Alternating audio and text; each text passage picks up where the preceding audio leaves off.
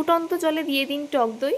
হ্যাঁ, আপনারা ঠিকই শুনেছেন, ফুটন্ত জলে টক দই দিয়ে একটা দুর্দান্ত রেসিপি আপনাদের সাথে এই ভিডিওর মাধ্যমে আমি শেয়ার করব।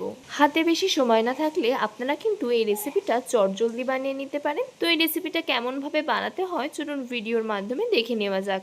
ভিডিওটা স্কিপ না করে ভিডিওর শেষ পর্যন্ত আমার পাশে থাকার অনুরোধ রইল। নমস্কার বন্ধুরা, আবার নতুন ভিডিও নিয়ে আপনাদের সামনে হাজির হয়েছি। আমার চ্যানেলটা নতুন হয়ে থাকলে চ্যানেলটিকে সাবস্ক্রাইব করে আমার পাশে থাকবেন। চলুন আর কথা না বাড়িয়ে ভিডিওটা শুরু করা যাক। এখানে আমি একটা কড়া বসিয়ে দিয়েছি। কড়ার মধ্যে দিয়ে দেব এই বাটির মাপ করে 1 বাটি জল,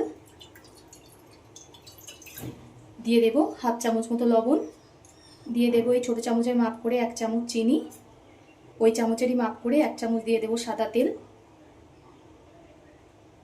দিয়ে দেবো এই ছোটো বাটির মাপ করে 1 বাটি টক দই। এটা কিন্তু ফ্রিজের টক দই না, নর্মাল টেম্পারেচারের টক দই, সেটাকে দিয়ে দিলাম।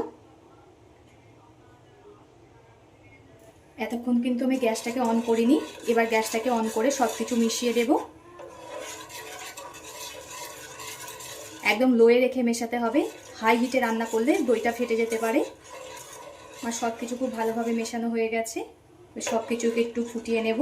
সব কিছু একটু ফুট ধরেছে, এবার এতে দিয়ে দেব এই বাটির মাপ করে 1 বাটি ময়দা, ওই বাটিরই মাপ করে হাফ বাটি দিয়ে দিলাম আটা। এবার সব কিছু খুব ভালোভাবে মিশিয়ে নিতে হবে। এই পদ্ধতিতে একবার করে দেখবেন বন্ধুরা, খুবই ভালো লাগে। আমার বন্ধুরা কে কোথা থেকে দেখছেন কমেন্ট করে জানাবেন। আপনারা এত সুন্দর সুন্দর কমেন্ট করেন, আমার পড়তে ভীষণই ভালো লাগে। এভাবে পাশে থেকে সাপোর্ট করার জন্য সকলকে অসংখ্য ধন্যবাদ। আপনারা বন্ধুরা পাশে না থাকলে আমি কিন্তু কখনোই এগিয়ে যেতে পারতাম না। সব কিছু খুব ভালোভাবে একটা ডোয়ের মতো তৈরি করতে হবে। আমি এখানে আটা ময়দা মিশিয়ে করছি, আপনারা চাইলে শুধু আটা কিংবা শুধু ময়দা দিয়েও করতে পারেন। সব কিছু খুব ভালোভাবে মেশানো হয়ে গেছে, এবার আমি গ্যাসটাকে অফ করে দেব। গ্যাসটাকে অফ করে দিয়েছি, এবার নামিয়ে নেব। এখানে আমি একটা গামলা নিয়ে নিয়েছি, এই গামলাটার মধ্যে ডোটা নিয়ে নিচ্ছি।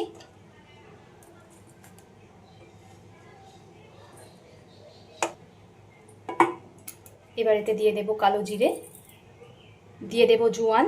জোয়ানটা হাতে ডলে দিতে হবে, তাহলে সুন্দর একটা ফ্লেভার হবে। অনেকে আছে আটা ময়দার জিনিস খেলে গ্যাসের সমস্যা হয়, এই জোয়ানটা দিলে আর কোনো রকম গ্যাসের সমস্যা হবে না। এখনও কিন্তু গরম আছে, গরম গরম অবস্থায় খুব ভালোভাবে মেখে নিতে হবে। যেমনভাবে আমরা আটা ময়দা মাখি ঠিক তেমনভাবেই মেখে নিতে হবে। বন্ধুরা আপনারা তো অনেক রেসিপি ট্রাই করেছেন, এটা একবার ট্রাই করবেন, আশা করি সকলেরই খুবই ভালো লাগবে। এটা কিন্তু খুব ভালোভাবে মেখে নিতে হবে। এই দই দিয়ে আটা ময়দার রেসিপি আপনারা হয়তো আগে কখনো ট্রাই করেননি, একবার হলেও কিন্তু ট্রাই করবেন। ছোট থেকে বড় সকলেরই খুবই পছন্দ হয়। আর এতে কোনো তরকারি সস লাগে না, এমনিই খাওয়া হয়ে যায়। নতুন কিছু রেসিপি ট্রাই করতে গেলে অবশ্যই আপনাদের এই রেসিপিটা ট্রাই করতে হবে, না হলে বুঝতেই পাবেন না এর স্বাদ কতটা। দেখুন খুব ভালোভাবে মেখে নিয়েছি। আমি কিন্তু একটুও জল ব্যবহার করিনি, ওই কড়াইতে যা জল ব্যবহার করেছিলাম ওই জলেই আমার হয়ে গেছে। আপনারা আপনাদের পরিমাণ মতো নেবেন, আমি আমার পরিমাণ মতো নিয়ে নিয়েছি। পরিমাণের থেকে একটু বেশিই নেবেন, কারণ এটা এতটাই দারুণ হয়, লাস্টে কম পড়ে যাবে। দেখুন ঠিক এমন একটু নরম নরম করে মেখেছি। এবার 10-15 মিনিট মতো ঢাকা দিয়ে রেখে দেব। 10 মিনিট পরে ফিরে এলাম, আবার হাত দিয়ে একটু ভালো করে মেখে নিতে হবে।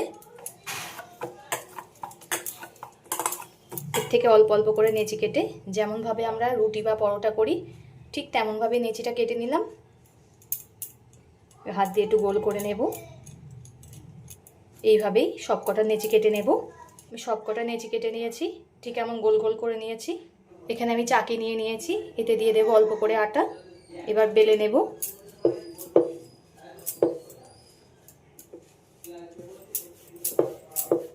আমি পরোটার আকারে বেলে নিচ্ছি, আপনারা চাইলে গোল গোল করেও বেলে নিতে পারেন। শেপটা আপনারা আপনাদের মতো দিয়ে নেবেন। এইভাবে সবগুলোকে বেলে নেব। বানানো খুবই সহজ, একবার হলেও বন্ধুরা ট্রাই করবেন। সব পরোটাগুলো কিন্তু আমার বেলা হয়ে গেছে। এদিকে একটা ফ্রাই প্যান বসিয়ে দিয়েছি গরম হতে, এতে দিয়ে দেব সাদা তেল। তেলটা কিন্তু খুব ভালোভাবে গরম করে নিয়েছি। এই গরম তেলের উপরে বেলে রাখা পরোটা দিয়ে দেব। পরোটাগুলো বন্ধুরা যেমন নরম হয়, খেতেও দারুণ লাগে। পিছন সাইডটা হয়ে গেছে, উল্টিয়ে দেব। সকালের ব্রেকফাস্ট, রাতের ডিনার বা স্কুল অফিসের টিফিনেও এটা খুব সহজেই বানিয়ে দিতে পারে। আমি দুই সাইড খুব ভালোভাবে ভেজে নিয়েছি, এবার নামিয়ে নেব। এইভাবে একে একে সব পরোটাগুলোকে ভেজে নেব। অনেকে গ্যাস অম্বলের ভয়তে লুচি বা পরোটা খেতে চান না, এই পদ্ধতিতে করে দেখবেন, তাদের কোনো সমস্যাই হবে না। কথা বলতে বলতে এটাও আমার ভাজা হয়ে গেছে। এইভাবে একে একে সবগুলোকেই ভেজে নেব। সব পরোটাগুলো কিন্তু আমার ভাজা হয়ে গেছে। এটা কিন্তু খুবই নরম হয়, একদম পুরো নরম। এটা এতটাই খেতে ভালো হয় যে একটা খেলে মনে হবে সবগুলোই খেয়ে নেই।